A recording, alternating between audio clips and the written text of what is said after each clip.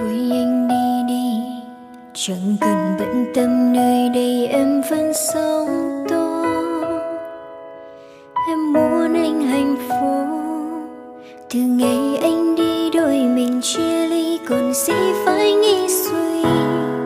Chuyện tình đôi ta bây giờ chia xa vì người thứ ba. Thôi anh đi đi, chẳng cần anh phải quan tâm và lo lắng.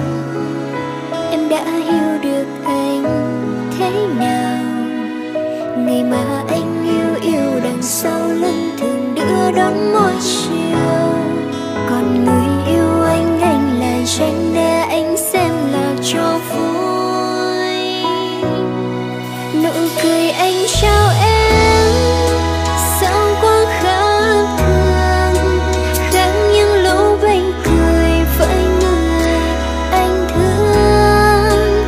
Biết anh chẳng yêu em nhưng em cứ giả vờ ngu ngơ như người khác để tiếp tục bên anh.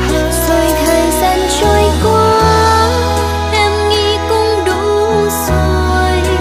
Em chẳng thể chịu đựng thêm một giây nào nữa. Thôi anh cứ yêu đi, em sẽ bước ra đi mãi mãi để cho anh có một hạnh phúc tuyệt vời.